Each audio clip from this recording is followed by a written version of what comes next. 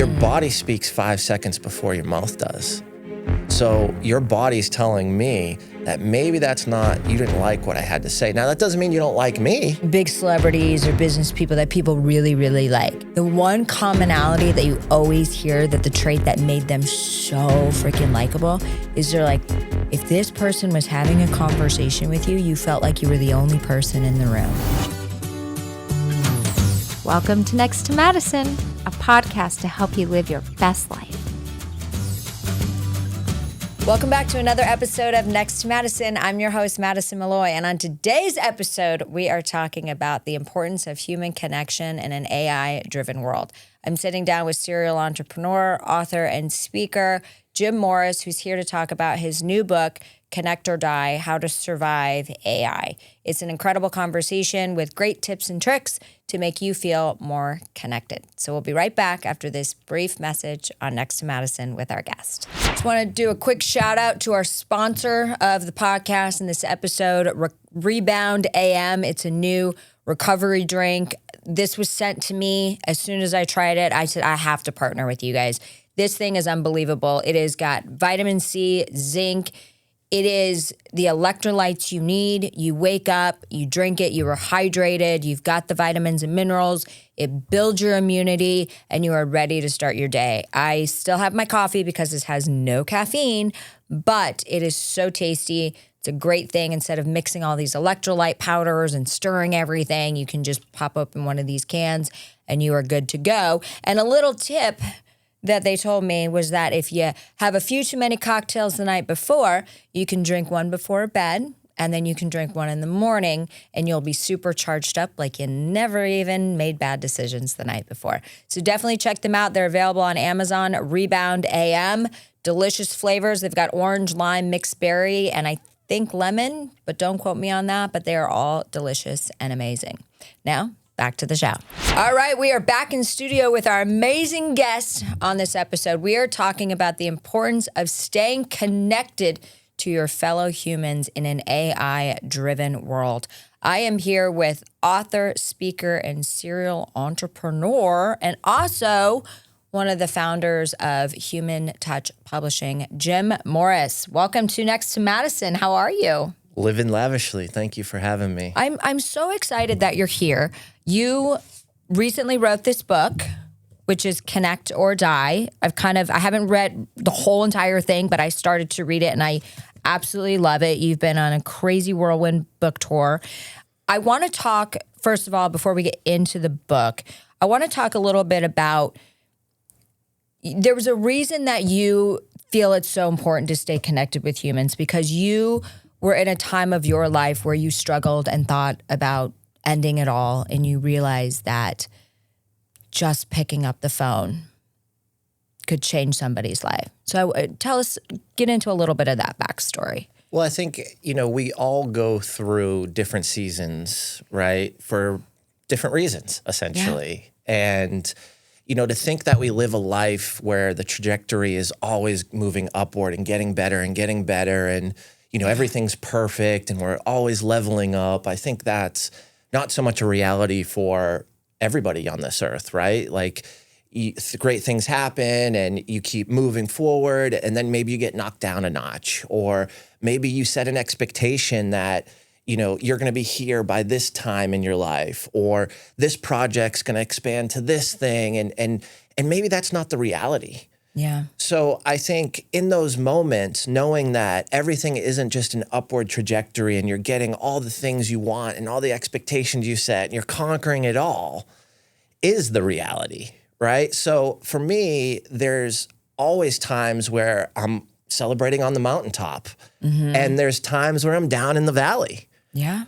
And everybody I've talked to and connected to can relate to that specific thing. So I believe that our relationships are the opportunity, are the resource, are the most important thing for us to move through some of those tough times. Yeah. And for me specifically, whether it's investing $240,000 into a single day conference and losing my sales team and losing a $30,000 sponsorship and being on the edge of literally having no money. Yeah. leveraging a resource, leveraging a confidant in my life, a relationship that really just changed everything for me and gave me the motivation and allowed me to borrow belief from someone that I was close to in a moment where I didn't have hope. I didn't have belief that I could move through it and figure it out.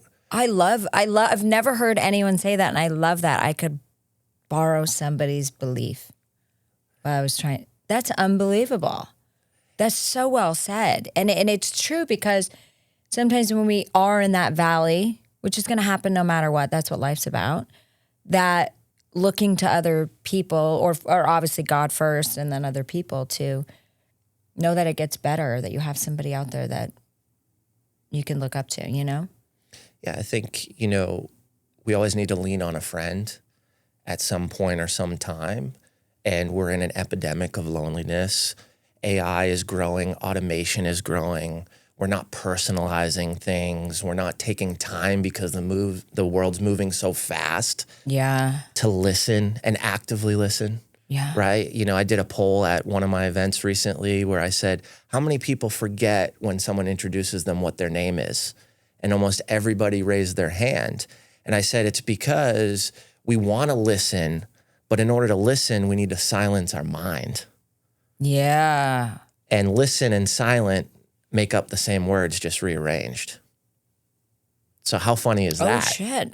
Wow. Okay. I'm learning a lot today.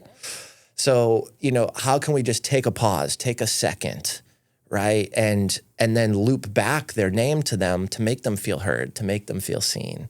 Yeah. Right? And I talk about that in the book of kind of all these tricks and things I've learned over time to connect deeper, to connect faster, but in a way that's not driven by AI or technology.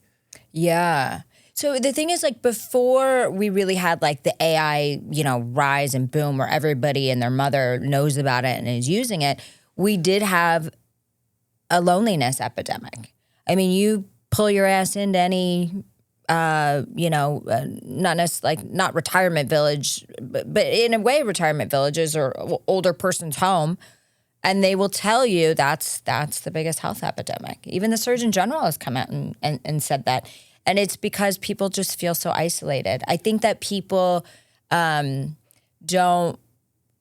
assumptions and they assume, oh, they're probably too busy. Oh, they probably have this. Oh, they're not going to want to deal with my shit. Or they're not, you know what I mean? And yeah, but I think the AI has kind of made it, I don't know. Is it going to make it better? Is it going to make it worse? I think AI is a great tool, and I use it and I leverage it, whether it's messaging or curating an idea or a thought. But when you attach your truth to it, your story, things that are relatable to someone like you and me going through the same times, or maybe the same age, or maybe business owners or entrepreneurs, right? Like, we're seeing the highlight reels on social media. We're seeing the best of the best. And I think when you share your truth, when you're vulnerable, it opens up the conversation to go deeper, which is the glue of getting connected, right? We went through a scenario where, I had all these heightened emotions, and it's maybe not my situation that's exactly like yours, but it brings you back to a time where you felt those heightened emotions. You felt fear, insecurity, things like that, right? And you can relate to your situation with my situation based on the glue being the emotion that we're driving towards and talking about. And I think, to be vulnerable is a hard thing. And I ask people, you don't have to tell the whole world everything, but can you just go to 20% more vulnerability? Can you maybe just share a little bit more? Can you be honest with yourself and love yourself enough to not have guilt and shame with some of these vulnerable stories, situations, things you're navigating, some of the challenges you're facing? Yeah. And if you can go just a little bit more, it opens up the dialogue, it opens up the relatability, it opens up the conversation. No, and it's true. And that's like, more people can relate to what you're going through than you think. Everybody wants to have like their highlight reels and, just show their best life, right? So I remember somebody said to me like, oh, you look like you're just living the dream, but they don't. But I said, yeah, but I'm also not posting when I'm buying tampons at Walgreens. You know what I mean? Like, I'm not posting when I was getting hip checked by 3 people because I forgot how to walk through New York City in rush hour morning commutes. I hadn't done that. I was like, good God. And I was like, oh my gosh, I'm walking too slow. And so people don't see that part. But I think it's like when you do open up and you're like, hey, you know, I do struggle with this. This is what I'm grateful for. But like, that's when people really like relate to you. They're always going to be like, oh, this girl's got her shit together. She can't understand where I'm coming from. With the book tour, when I went to Boston and then New York City, and, you know, my friend put me up on a billboard and all that, I did a live and was talking about how I took a bus at 2:30 a.m. from Boston to New York City. And at that point, it was one of those things where it was like, this sucks. I'm uncomfortable. I barely got any sleep. Yeah. But I showed you the video of me in front of the billboard and be like, yo, I'm on a billboard. This is crazy. I saw that. Yeah. Right? But I also wanted to tell the story of, well, this is what it took. And this was, you know, how I got there. And I didn't sleep. And my neck hurt for 3 days. And someone's like, dude, I've been there where, you know, the flights don't line up and it's crazy money. So you got to take another part of transportation. And then I'm in the DMs having a conversation with someone who I haven't talked to in 22 years because of that vulnerability and honesty around traveling from Boston to New York. Amen. Amen. But no, vulnerability is so important. But it's a challenge. You know, there's definitely times where I want to just pop on my social media and just talk about something I'm going through. But even me, has a hard time doing it. Because, you know, it's like I don't want my parents to worry. And it's not that there's stuff that they have to worry about, but I think it's everyone gets scared. It's the unknown. And you were a serial entrepreneur. You're in the creative space. Like, it's a scarier world out there. You know, it's not this corporate, you know, take a vacation and get paid while you're gone. You know, it's you eat what you kill. And it's a scary world. And sometimes things are going really well. And sometimes things are fucking scary, you know, and to kind of like stay in that moment. But I think it's like having those connections.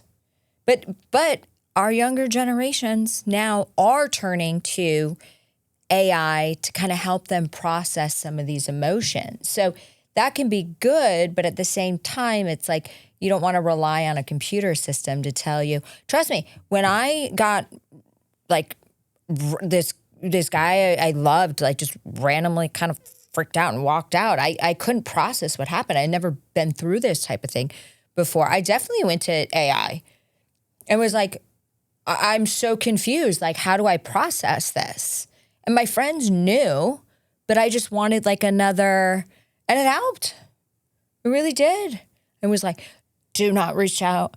Don't do it. Like, you know, but I think it's a tool. And if you know how to use the tool, and the level of trust within that tool can change based on what you're using it for, right? So like that advice may have been powerful. It may have been helpful. And you may have used it, right? But, you know, when I think of going to AI for companionship, right? And I talk about this in the book, is when AI is brown-nosing you and telling you how great you are and how everything's perfect, and then are you really feeling the effect of making a mistake and feeling what that feels like to then have more power in you to not make that mistake again? Yeah, there's and your situation is different, right? Like, I'm not saying you made a mistake, but like I'm thinking like, hey, well, what if ChatGPT was wrong? So then I went to Claude and they said the same thing. But you know what I mean? Like, you just want to make sure. But you're right. I think there was some video that was saying like, make sure you say, give me the raw, honest truth and stop agreeing with me. Stop sugarcoating things. And then it gives you that thing. But the thing is, I think when it comes to emotional, especially like human relationships, there is no right answer. And I feel that Chat and Claude gave me the advice to feed my ego. I'm glad that I followed it now, that I'm over it and I've moved and I'm completely past it. And I'm thankful that the experience happened and it's over. But I also feel like it was feeding my ego. My ego says, don't reach out. My ego says, this will make you look desperate. Your ego says versus, but I did ignore chat one time and I did say, well, maybe I'll just reach out and just be like, hey, if you ever wanted to talk, let me know. And when I got zero response on that, that's when I was like, all right, I can wash my hands clean. Yeah, makes total sense. And I think, the most powerful thing we can remember about AI is the fact that it's an input-output system, right? So what you put into it, it's taking and observing and recommending. Yeah. So like if you don't put in the honest truth, if you don't put in your mistakes, if you don't put in some of the scenarios in depth and detail and give it the right information, then it's going to give you an output back based on what you put in.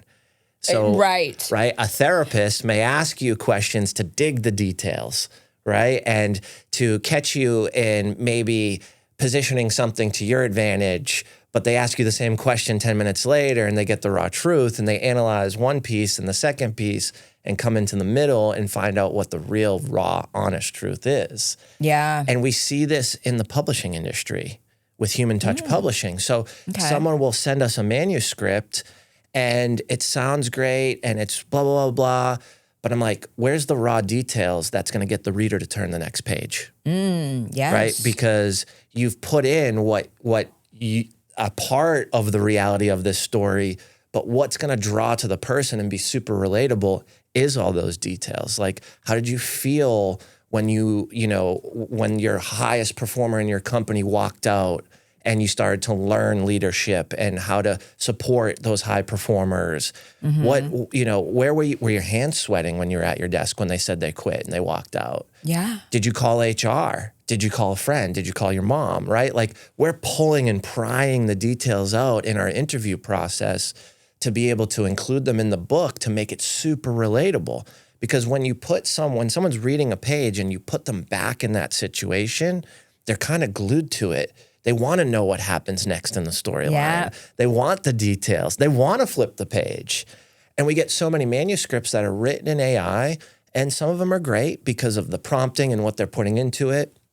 Some of them are a 20,000 word essay, right? So are you able to tell which manuscripts are written by AI and which are written by humans? We go through it, myself and my partner, whenever we get a manuscript, and we ask them, and they say, yeah, well, I curated this. And I said, well, what about this? And we found that stories aren't their stories. They're just a better story that fits the concept or the framework. Okay. Or they mitigate a lot of the details, whether it's a client, whether it's their own family, for whatever reasons. And then we put it through a couple systems to see exactly what's AI. So it will highlight it like 80% is AI, or this is, specific vernacular or verbiage. And then we just have a raw, honest conversation of like, hey, this is good, but a good book doesn't have the impact you want. A good story doesn't keep them turning the page. A great book does. A great story. And I believe that a good book is sharing the things that you feel uncomfortable sharing, and a great book is sharing the things you thought you never wanted to share with anybody. Which are the hardest things, which just goes right back to the vulnerability piece of it, right? My book, I almost cut out the first 2 chapters because of how personal they are, how vulnerable I was, how raw I was. And my business partner was like, you cut those out, no one's going to buy your book and no one's going to make it to chapter 3. So even myself, who owns a publishing company, because of the emotional attachment, yes, right? And the real rawness and like the detail, and then doing my audiobook, having to listen to my voice tell those stories again, like I'm like pouring crying, 6'5", 230-pound bald white man, in a studio crying, listening to his own voice. Like there's a reality in that. But to move through those emotional states and to get the feedback now that the book's been out for a couple weeks, it's all anybody's talking about is like, I didn't know the depth of this. I didn't know why connection's so important to you. My parents weren't addicted to OxyContin, and I didn't find that out at 14, but I went through this and I went through that, and I can't stop turning the pages. And I'm like, I almost cut that shit out. Wow. But it's got to be amazing. Have you heard from people that you hadn't heard from in a while because of the book and because of what you're doing? They're like, hey. People that I went to high school with that I haven't talked to in 20 years. That's so People cool. I went to college with. Aww. Mentors who, when I was in corporate, mentored me, reached out.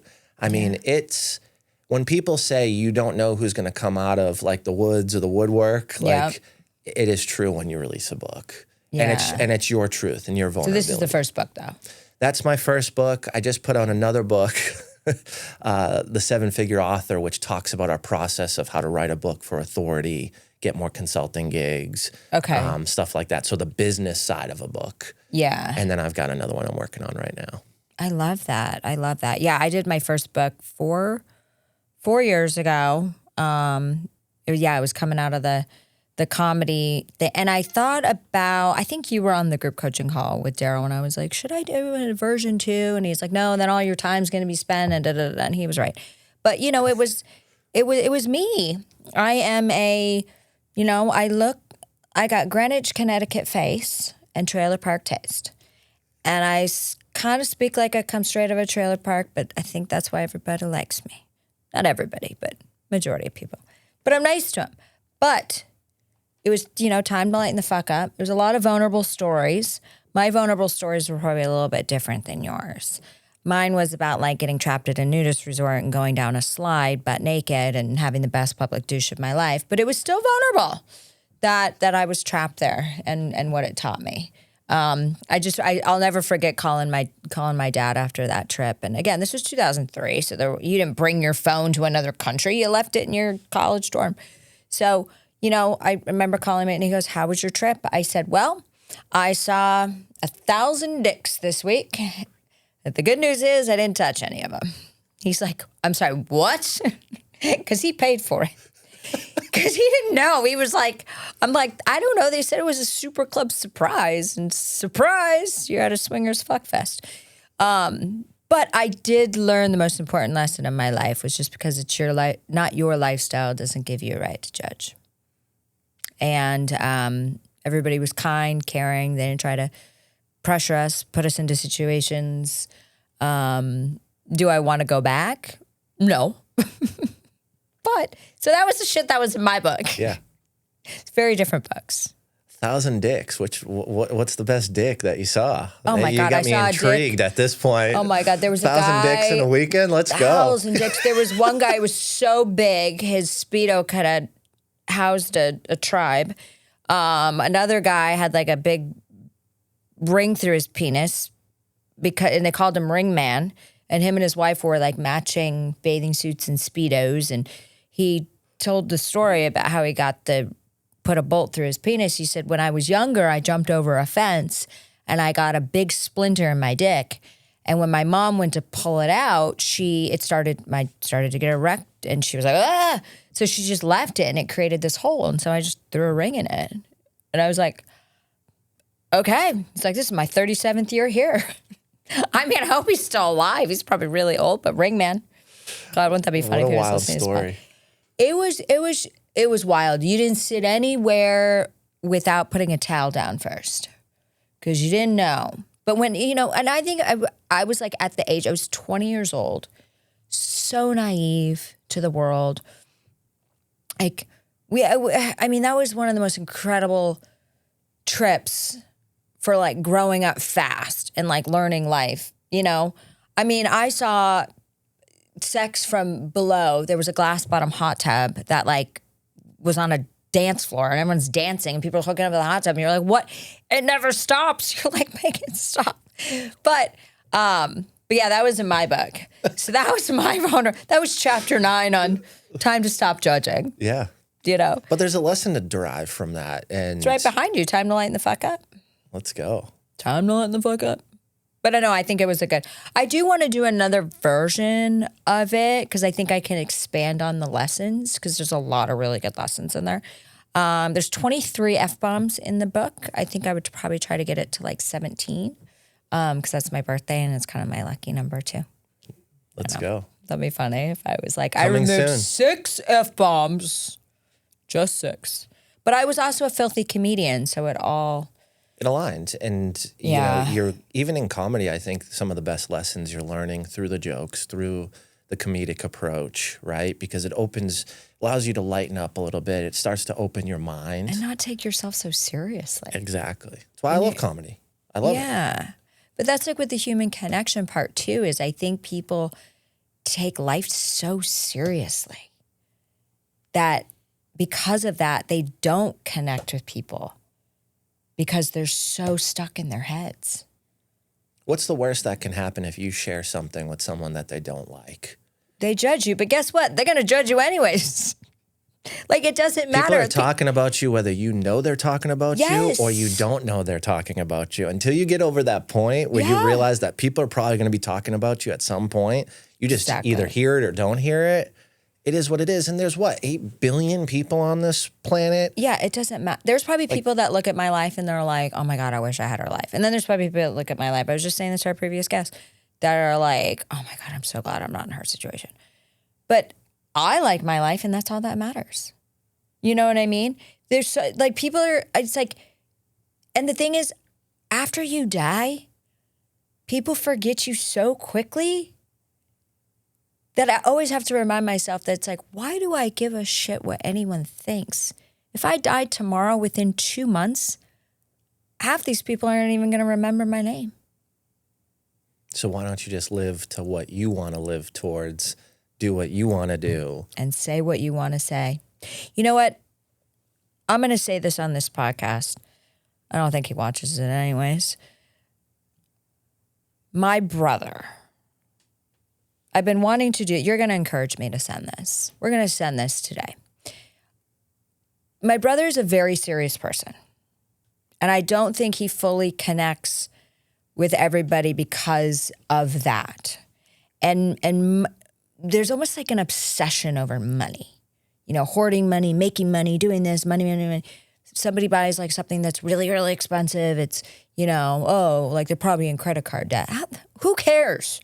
Does it make them happy? Why is it your problem? So anyways, but I'm really proud of who he is. Like, he's worked really hard. He's like speaking at these financial conferences. Like, he has a really good job. Like, you don't understand. When my brother was growing up, there was 2 paths for him. He was either going to be dead or in jail or super successful. And luckily, he's not in jail and not dead. So he became, but I don't think I've ever told my brother, like, and he's really hard on me. Him and his wife can be very hard on me. I've never told my brother that, like, hey, I'm really proud of you. Like, you're doing a really great job. And like, I look up to you. And, I'm impressed by you. I think that he worries about me being creative because he's so corporate. So he doesn't understand this path. And I know my dad was like, people make money that don't have corporate jobs. In fact, sometimes they make a lot more. Like, he doesn't understand. He's like, is she even making money? He's like, well, I don't think she's lying to the IRS to pay money she doesn't owe. So, yeah. Like, I don't think somebody's paying her, because of the creative stuff. But I don't think I've ever told him that, even though I don't think he would ever say that to me. And I think, and this was something, but I should. This is something I learned, and I talk about it in the book, is, do it in a voice memo so they can hear your voice. I like that so much right? better. And hear your energy and your excitement for them, right? So there's energy transfer when someone hears your voice, hears your tonality. It's not just a bland text, right? Like, you can feel the care, the compassion, and when you say you're proud of him. So that would be one thing that I would advise. The other thing is, when you send that message, send a follow-up in a few days, but do it right after and use the send later feature on your phone. So you can schedule texts for 2 or 3 days out at a specific time. Oh, I didn't know that. Okay. And the reason why I say that is because if it's just this one-off text and maybe they listen to the audio and forget to reply, right? We assume that they're ignoring us or they didn't like our message. So if you just say, hey, I want to make sure you got it, and then you can cancel it if they respond. Oh, yeah, okay. Right? God, yeah. And then the last piece, and I learned this the hard way, as much as you're doing that to love and care for him, you're also doing that for yourself, because you sending that message makes you feel good. So detaching from what the response could be and just sending it because you know in your heart you mean it, it's the right thing to do, right? You wouldn't be bringing it up if you didn't want to send it. Well, I also like wish my brother and I were closer. And I don't Maybe know you how to include get that closer. in the message too. I'm proud of you. And I wish, we can talk more or connect deeper. And He's just not that type of person. But that's But you okay know what? because I you should made just the say offer. it. You made the offer, right? And you can Yeah. feel good about that. Yeah. You did. If the relationship does, and I say this all the time, like just because you're connecting with people, just because you're putting yourself out there, it's just like anything. You don't win them all. But knowing that you did the thing and you put the effort and the energy in, it will make you feel a little bit better about the situation, Yeah, and I think, and I used to say this, and I'm trying to be better about it, but I would say like, I appreciate people behind the scenes, not to their face. And I wasn't doing it on purpose.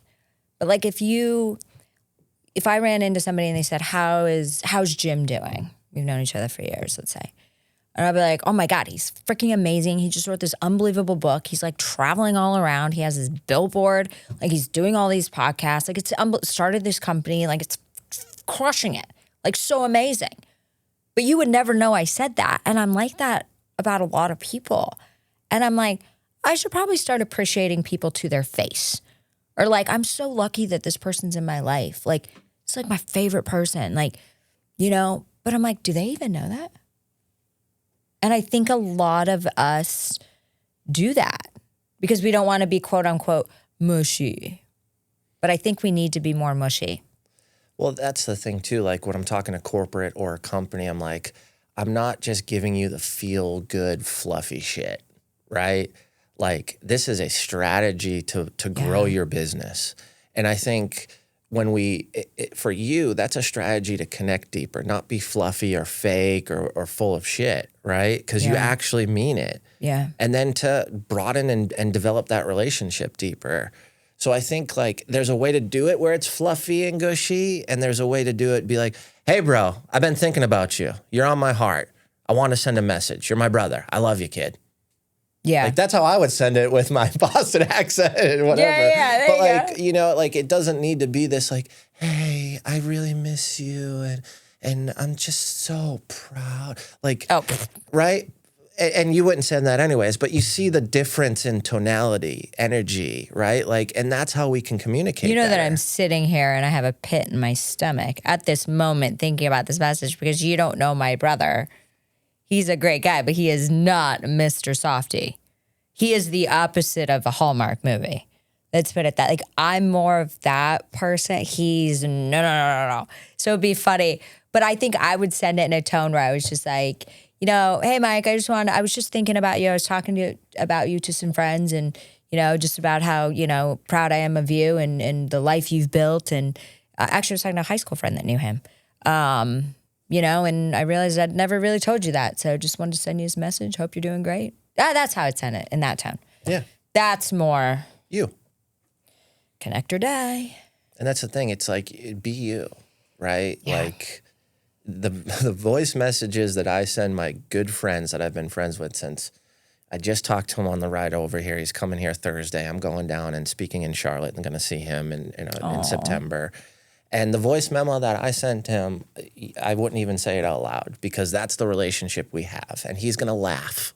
Yeah. Right. And like, but I know him and I know the history we have and we lived together in college and we did crazy shit together. So like knowing your audience, right? The same way you'd get on a stage, the same way you talk to a corporate company, the same way you do comedy in the northern states and maybe compared to the southern states, right? Like knowing your audience, right?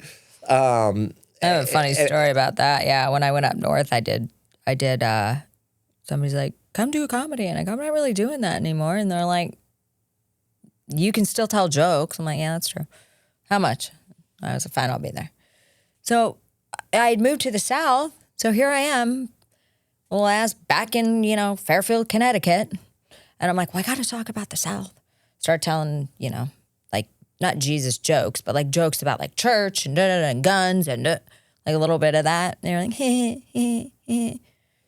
And I was like, you guys are a real demonic liberal crowd up here, aren't you? And then it got the laughs and then went straight back into the dick jokes. You know what I mean? So, but yeah, that's what it is. Just know your audience. Like, why is this girl talking about church? Why do we have to go to church? I can't remember who I saw at Zany's. So I'm drawing a blank, but they came in and they just started talking trash about guns and Trump. And I'm like, no one's laughing. And I'm like, bro. I'm surprised half the people didn't walk out. You're in the wrong state. No shit. To be dropping jokes like that. Like, no one laughed. And they were a big name.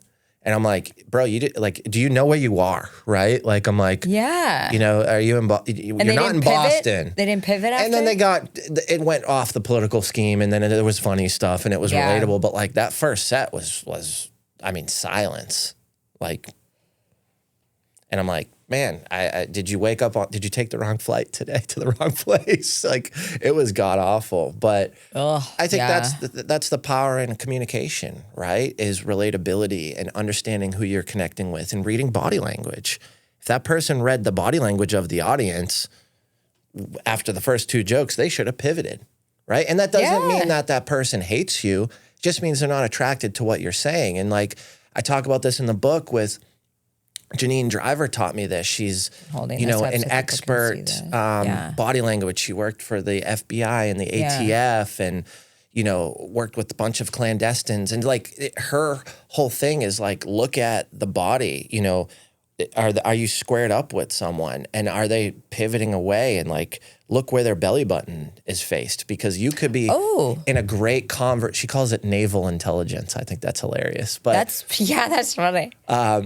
You can be having a great conversation, and all of a sudden there's a little shift, and what you just said, you need to pivot in real time because they weren't really aligned with that. Or you just go deeper and see if that's just like a twitch or they're really not in line with it. So like, the belly button needs to be facing your belly button? So like if you're having a conversation, we're in chairs that are angled, but like if we were talking, looking directly at each other, making eye contact, and we're having a conversation and we're talking about this, and then I'm talking to you about this, and all of a sudden your body shifts or your feet angle away. Your body speaks 5 seconds before your mouth does. So your body's telling me that maybe you didn't like what I had to say. Now that doesn't mean you don't like me, but that topic could make you uncomfortable. So your body naturally shifts away. Yeah, so being more like self-aware. But here's another thing too. When we hear about like big celebrities or business people that people really, really like, the one commonality that you always hear, that the trait that made them so freaking likable, is they're like, if this person was having a conversation with you, you felt like you were the only person in the room. And that is like, that one trait is the one thing that made him, he was the best, the nicest guy, would give you attention. But so what do you say to people who maybe struggle with that and listen to respond instead of listening to listening? Well, the first thing I think is we live in a world of distractions. So like we sat down, I put my cell phone over there and put it on silent, right? Well, yeah, I would have swapped it right out of your phone. But like, that's the first thing. I did a consulting agreement and I had to force the client to put his phone in the middle of the table because I just like I was not performing because I was so distracted with how distracted he was, right? So like, remove the distractions, eye contact, ask people more questions. There's a chapter in there called Compassionate Curiosity. You can only be compassionate if you're actually listening, right? And before you respond, pause. And it feels awkward, but really listen and run through your brain what they just said to you. So when you do respond, you have a deeper response, something that makes you feel like you're the only person they're talking to. Yeah. And that's so important because in all the sales books and the playbooks and all the business stuff, right? It's like, be curious, ask questions, get to the 8th question, the 9th question. Dude, you can ask the stupidest fucking questions to someone and they're like, what the fuck are you asking me these questions for? You're annoying, right? Yeah. Because you didn't actually listen and ask them something that's related back to them. mirroring what they say, right? Like if I say brother or sister, right? I just say it to like everybody. I'm like, what's up, brother? What's up, sister? If you start to mirror that language back to me, I feel heard, valued, and seen. I feel like we're already connecting. And then there's science. It's actually biology. Mirror neurons are occurring between you and me. Now, we can't see them. It's not like, Wait, are you talking about the accent or more the words? the word.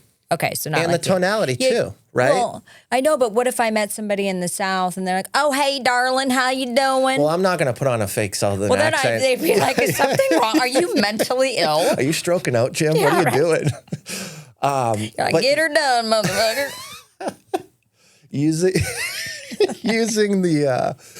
using the words, right, is you mirroring them. Yeah.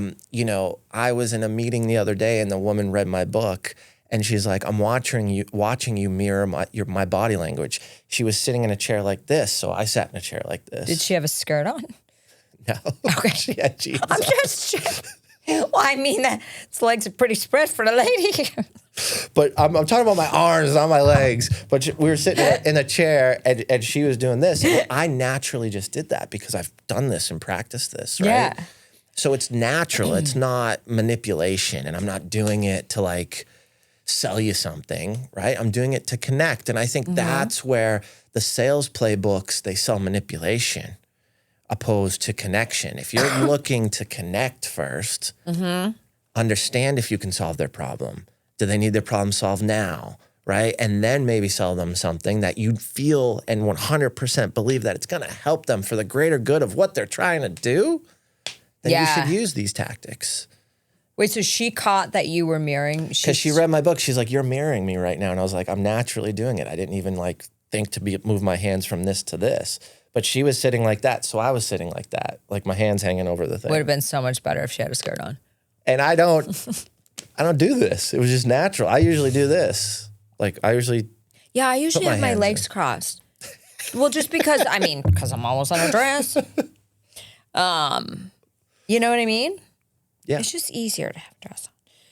So that mirroring, that looping, I give examples. I talk about that in the book. I talk about, tonality, voice, all that stuff. And if you go through the examples and you start to practice this stuff, connection's going to move much faster. And this is the caveat. And this is what I tell everybody. You should not connect with everybody. But isn't it better if I get you to be opened up and vulnerable and you feel like we're having a great conversation and then I get to make the choice that I don't align with you, so I'm not going to go have coffee with you in 2 weeks. I'm not going to come to your event. I'm not going to do those things. But I found out within a 15-minute conversation if we're aligned.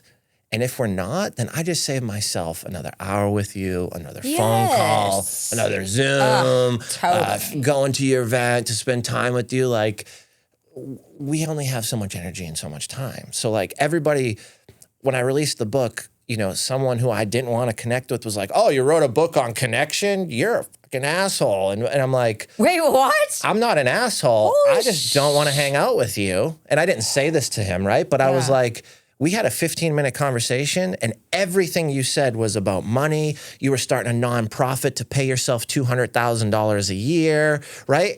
That's the face that I'm in. So within 15 minutes, because I asked deep questions, why do you want to start a nonprofit? Who do you want to impact and serve? And his response was, I don't care as long as I can pay myself $200,000 out of the nonprofit. What a piece of shit. I was like, this is the best 15 minutes ever. I'm never going to engage with you or talk to you ever again. Which in turn, I was right because it's a guy who's attacking me in the DMs who I haven't talked to in 3 years. That was him. Talking shit to me about writing a book on connection because I didn't pick up his phone calls. I didn't respond to his emails. Because guess what? It's my choice on how I spend my energy. Where's your book, asshole? I had an ex-boyfriend. Maybe he writes a book on being an asshole. I bet you that's a bestseller because he's damn good at it. Yeah. No, I had a guy I was dating and insult like a book project that I haven't released that I've been working on for years. And I think it's stupid. Are you writing a book in a state you never lived in? And blah, blah, blah, blah, blah, blah. I was like, where's your book? Really? Like, seriously? Like, it's so easy to criticize people. It's like, I don't accept criticism from people who haven't done what I'm doing. Like, it's just... Totally. But no, I love that. Okay, so tell everybody where they talk can. about that in that real quick. So Yes. there's a section that says hurt people, Yes. healed people, heal people. I love that. So true. And I think that person's probably hurt because they haven't done something or they haven't chased their dreams. You're chasing your dreams. You're doing the things you want. You're taking risk. You're living lavishly through the hard times, through the wins, through the successes, through the failures. There's a lot of people sitting behind that computer screen or behind the cell phone going, I wish. I never really chased after something I wanted to do. Yeah. Fuck, I never even defined what I want to do or who I want to be. Yeah. So that book helps you with a lot of those things. I love that. And that's why I wrote it. Well, what a gift to the world and what a gift to the podcast that you came and you shared this incredible story and connecting, because I think that is the most important thing. Connection is something that you can't buy. You know, the most valuable things in life you can't buy it with money. So tell everybody where they can follow you, find you, buy your book, get in touch with you. Yeah, all that Connect good or stuff. Die. If you want to pull that up, you can. Connect or Die, How to Survive AI. You can grab a copy on Amazon. Check out my website, realjimmorris.com. Follow me, Real Jim Morris, on all the socials. I'd love to connect with you. And he ain't lying. He ain't lying. This is the I'm going to call you the king of connection. That's what I'm going to call you. I love it. Well, this is such an important message, and thank you for doing what you're doing, and thank you for being on the show and talking. This was a fun conversation. I'm glad that we met through Daryl. Shout out to Daryl. Thanks for having me. Of course. Thank you. And thank you to everybody who's listening wherever you may be. We couldn't do this without you. So we will see you next time to find out who's next. Bye. Hey, your host here, Madison Malloy. Please make sure to subscribe to the show on all podcast platforms, and please rate and review us on iTunes and Spotify. Also, if you have any questions or comments, you can email us at contact@nexttomadison.com. I thank you again for listening. Bye.